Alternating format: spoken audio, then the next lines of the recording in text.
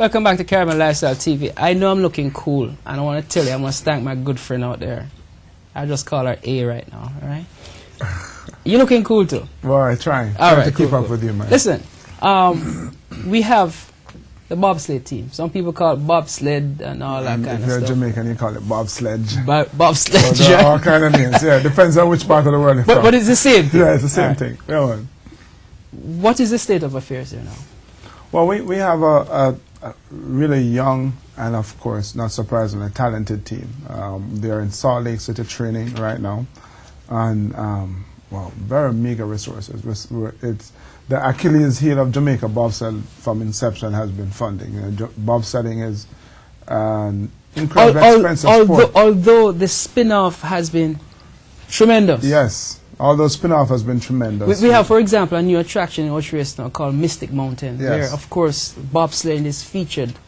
Today we are taking a very explosive moment here through the Mystic Mountains. I'm bobsledding, and Devin Harris, eat your heart out.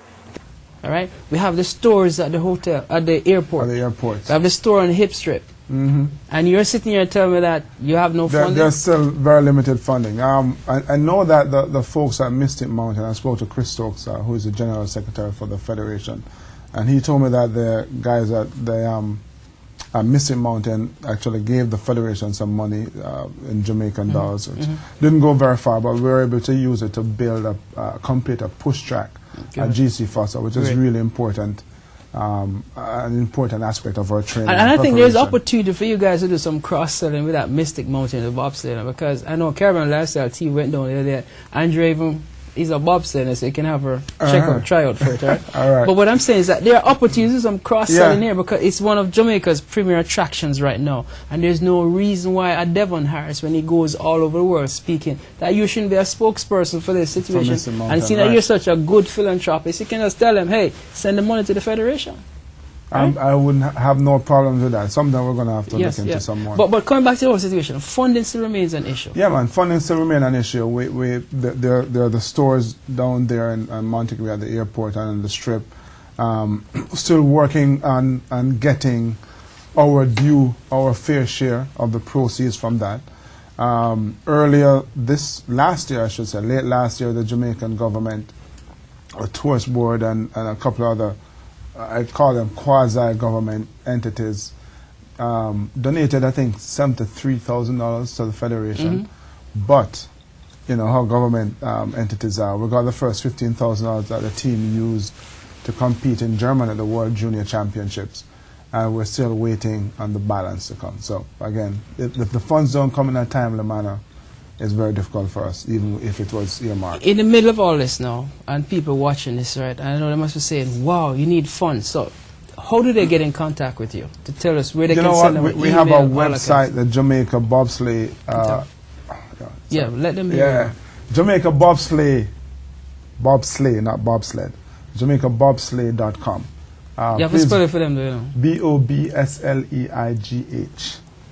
The English or French spelling, bobsleigh.com, JamaicaBobsleigh.com. Feel free, jump on the website, check out the team, and there's a button there you can make donation to the team. You can donate directly, or you can, Chris Stokes has a book that you can, I think for $20, you get download the audio version, and $20 goes towards the team. So, you know, whatever it is that you can do to help us, we are still working hard, flying the flag, and we're looking to hopefully bring home a medal. Perhaps not this Olympic Games, but I know in my heart that Jamaica has the athletic talent. I mean, I think you know that as well, but we need some help. You know, on a recent occasion when they were passing through here to go, I think to Salt Lake City, or I think it was Lake Placid. Yeah. And I want to say thanks to the Door Restaurant again. 'Cause, you know, there are entities out there who are always willing to help. And Chris Roberts and his staff over the Door, I know they packed them with a whole lot of food for about 2 months or something like that. But it takes a lot more than that, all right? Yeah, man. All right, but that's a great start, because at least they have the Jamaican food in their system to make it happen. But the point here is that we need a lot more Chris Roberts and the Doors to come forward and really make this happen, because this is a fantastic investment. You know, and it behooves me now, and it's the next question I ask you. Those who are the purveyors and those who know all about marketing and positioning and all that, have they really sat down now to say, well, tell you what, guys, if you fine-tune this thing, if you do this thing here, we can get some funding or some sponsorship? Is that really happening? Is it being handled like an asset of Jamaica? It is not in the way that it ought to be. You know, unfortunately, and again, you know, hindsight is a wonderful teacher. You know, looking back, I don't believe we treated this thing like a business. It was more a passion, a sport for getting a chance to represent our country. And so in many ways, you know, we in the Federation, I think, are to be blamed for not developing this as a business. It's something that we're working to get done. But time waits on no man. The clock is ticking on the Olympic Games. So while we're working to get our act together in that aspect, we still need to help fund the team. You know, because you see, and I'm going to ask you this question, and I'm putting you on the spot. Do you think that as an Olympian who has represented Jamaica and continue to represent Jamaica in different ways, that, and I know, yes, you'll avail yourself, that you have been utilized effectively? Not in the least. I mean, I can say that unequivocally. You know, they say a prophet is never with honor in his own country, and I think I know what that means now. I'm all over the world speaking to all kind of different so why they don't put on a Jamaican jacket anyway with the flag and everything? I mean, why is it not seen? I mean, that's a mystery. I still haven't been able to figure out, you know, how to incorporate the wider Jamaican business community in what I do, and in certainly in what the bobsled team does, and what we can do to bring more awareness to Jamaica. I mean, we don't even have to try. We just have to turn up on the track and people know about Jamaica, but we don't get the support. And you know, and the thing is that our team has gone beyond just being a media novelty. We've gone way past that. We have had really good performance. Certified brand, yes. And so now people are looking to us to see for what performances. Exactly. They're looking for Beijing kind of performances from us. But you know, it will never happen with the level of support that we're getting right now. The legacy of sports and the legacy of our successes, is it being managed well?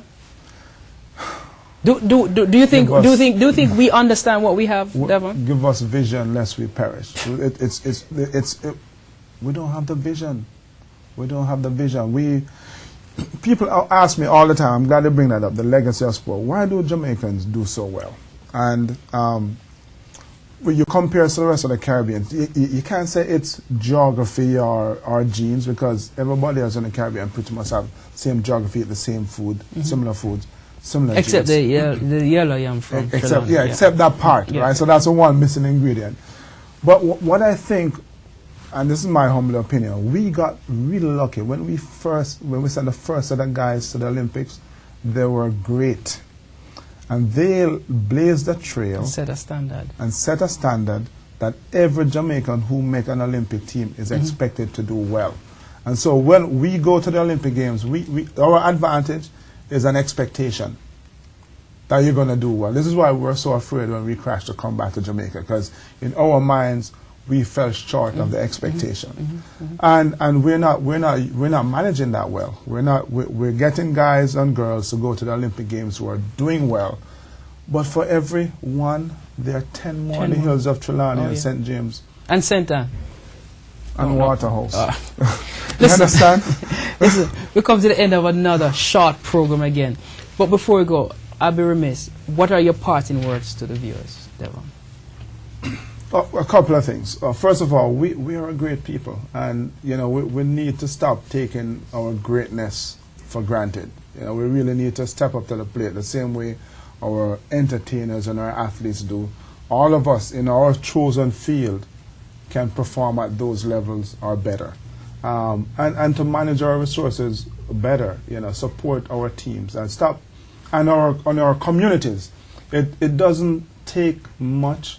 It takes a little bit from each person to make a huge difference. And so I challenge everybody to do that. Go seek your path, go back to Jamaica and find one person, one child who you can help to give hope.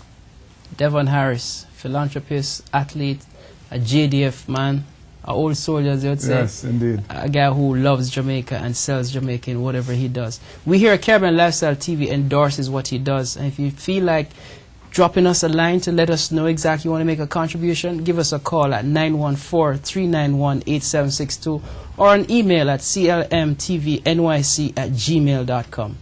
It's always a privilege to have individuals like you with us, sir. My pleasure. And blessings. Yeah, man. Until we meet again, this is Erwin Clare on behalf of Caribbean Lifestyle TV saying we catch you later. Thanks, Devon.